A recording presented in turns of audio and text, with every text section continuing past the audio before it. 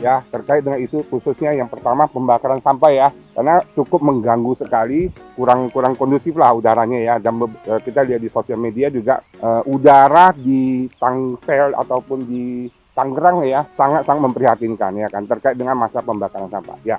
Oke, silakan monggo, kami minta solusinya bagaimana supaya dari tetangga kita juga ada solusinya gitu ya Pak ya. Ini tidak hanya di sini, jadi ada beberapa titik yang kita ketahui ya Pak ya. Sudah apa ya istilahnya di internal kita sudah mengadakan hal yang sifatnya untuk mencari solusi ya Pak ya. Dalam hal ini mungkin nanti kita akan berkirim surat ke Dinas Lingkungan Hidup dan berdiskusi bagaimana memecahkan masalah ini, karena bagaimanapun mereka juga punya tanggung jawab terhadap lingkungan yang istilahnya di luar klaster kita gitu loh Pak.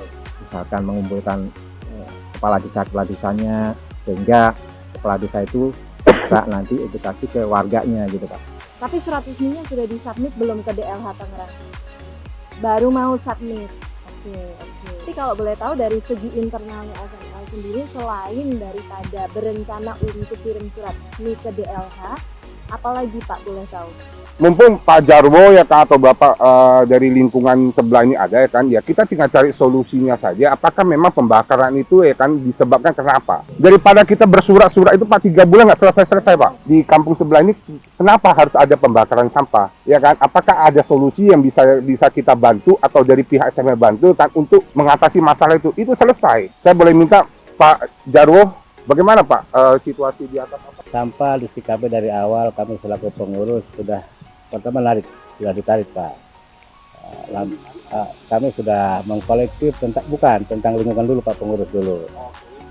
Karena makin banyak warga, apalagi banyak yang ngangkat ya Pak ya, sudah kami adakan tarik sampah pakai armada dengan iuran per bulan satu rumah. Setelah kesininya kan mungkin ada satu kendala tadi yang dibacakan tadi adalah pembayaran bulanan.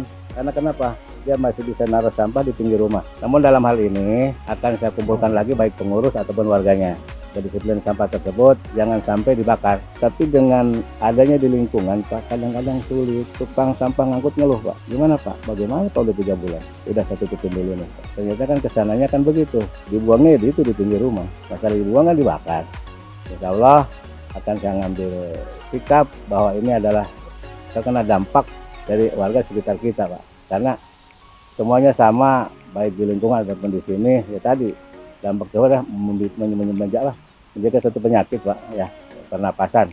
Insya Allah setelah dari sini mungkin apa malam akan saya kumpulkan pengurusnya, saya akan sampaikan bahwa ini adalah mengganggu, bukan masalah perumahannya, ini Pagedangan Pak. Bapak juga Pagedangan, apalagi saya kepala ini termasuk wilayah saya juga sama Pak ya. Ambil kesimpulan bahwa sebenarnya permasalahannya ya sampah dari warga yang tidak terangkut. Kenapa nggak terangkut ya kan? Karena ya iuran mereka itu mungkin nggak cukup. Tapi kita nggak bisa campur ke area sana Pak. Jadi mungkin dari pihak SML bisa menawarkan solusi untuk tetangga kita ya kan, bagaimana bisa membantu mereka juga atau gimana ya. Saya sarankan kepada bapak-bapak dari pihak SML gitu loh. Mendingan ada yang bisa perwakilan kan bagaimana menyampaikan ya kan, memberikan penyuluhan atau memberikan apa solusi kepada tetangga kita gitu loh. Menurut saya lebih efektif gitu loh. Tadi kan sudah ada rencana Pak dari desa ya. Kita saat ini mungkin menurut saya sih jangka pendek kita bantu support monitoring Pak. Dalam artian dari desa, nah sekarang gini Pak, ini sekarang kita pertemuan, mungkin nanti sebulan ke depan kita pertemuan lagi gitu Pak. Jadi dalam artian tuh dari desa ada misalkan pergerakan seperti apa, kita bantu monitoring. Pengennya tuh kelihatan emang lebih serius menyikapi pembakaran sampah ini, karena kalau kayak berita seputar Tangsel atau apa itu kelihatan mereka seriusnya karena mereka expose, terus action mereka lakuin, terus penanggulangannya juga mereka expose. Jadi kayak di sosial medianya tuh nggak cuma jualan properti gitu ya, tapi beneran setelah tinggal itu juga dipikirin kenyamanannya, nggak cuma di-invite untuk tinggal, tapi begitu tinggal ya udah itu juga. Iya, karena jangan sampai juga kita semua rame-rame protes gitu kan, balik lagi sebenarnya ke Sinarmas sebenarnya itu sih. Saya rasa yang terdampak itu bukan hanya kita Pak, tapi warga dari RT RW Pak Jarwo sendiri pasti juga sama. Cuma mungkin tidak bersuara atau sungkan karena mungkin ya seperti itu. Saya nggak tahu kan, bisa saja dari mungkin kalau ada yang bakar kan di situ pasti juga ada kamlingnya atau ya keamanan lingkungan, mungkin ada yang jaga ronda atau entah whatever apa itu, mungkin bisa kalau misalnya terjadi itu warga tersebut dari tegur. Sama tentunya juga teguran bukan dari pribadi ya, harus dari yang mewadahi RT RW, apa jalan pintas ya sementara tentunya yang formalitas yang Pak Agus Joko tadi sampaikan juga tetap dilakukan Pak, jadi dua arah. Tapi kan kalau kita kan perlu action segera, biar itu action itu dilakukan dan yang formalitas juga dilakukan. Dan betul yang Bapak sampaikan bahkan juga untuk dilakukan setiap bulan mungkin evaluasi lagi seperti itu.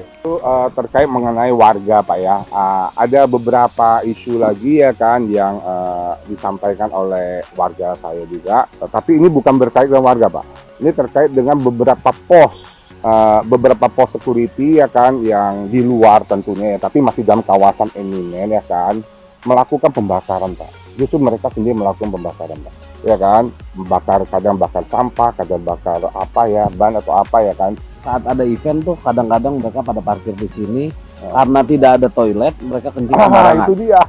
Makanya awalnya kita nggak masalah mereka pada parkir di sini, yang penting ya intinya ya sampah diangkut lagi, ya jangan mengganggu juga. Tapi lama-lama mulai mengganggu sih. Ada seperti kawasan dan seperti klaster anggota yang di lapangannya Pak. Maksud saya nanti saya sampaikan ke atas gitu. Jadi ada ya, jadi yang penanggung jawabnya nanti saya di PDOT ada Pak. Nanti jadi yang tadi apalagi masukannya, misalkan ada konsultasi di GIS itu, berarti kan nanti penyedia kita nanti kita himbau lah tadi apakah ngomong sampah ya, nanti kita himbau Pak, kita bantu. Terima kasih masukannya. Karyawan-karyawannya, staff-staffnya itu kan pada suka kalau jam istirahat makan siang di depan situ, terus habis itu yang tadi dibilang ngopi-ngopi pada buang sampah di situ gitu. Yang Kaizen ini kuantis.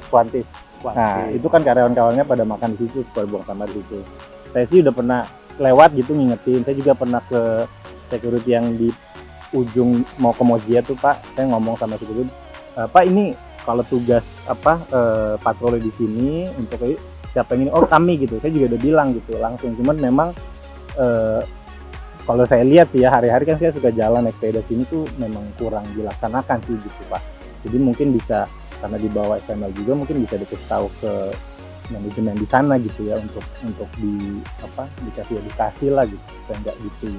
Sebenarnya ini kan event tahunan Pak, hampir setiap tahun pasti ada event-event namanya gias lah, konser apa, itu harusnya sudah menjadi SOP bagi kawasan gitu loh. Bagaimana menangani masalah perparkiran, bagaimana mengatasi masalah macetnya gitu loh.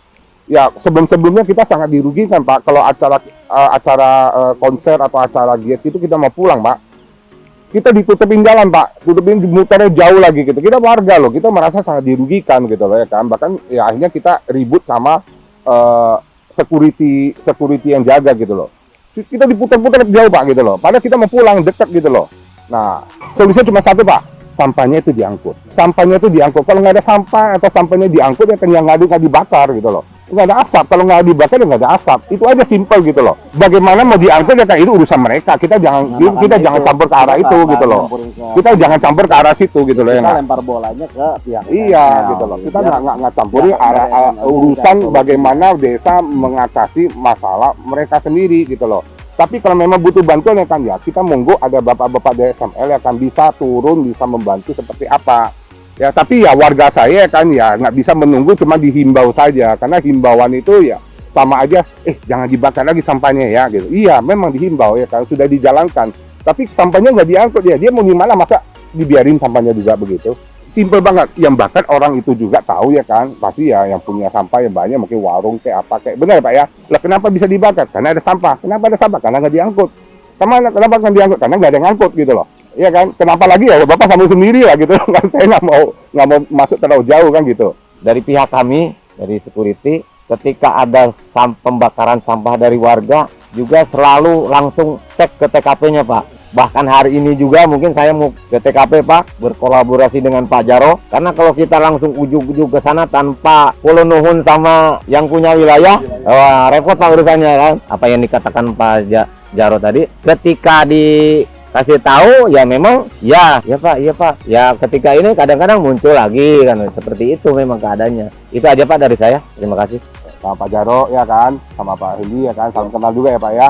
Jadi oke, kalau gitu kita tutup ya kan, kalau memang ada yang ini nanti kita lanjut lagi Pak. Oke, ya terima kasih. Assalamualaikum warahmatullahi wabarakatuh.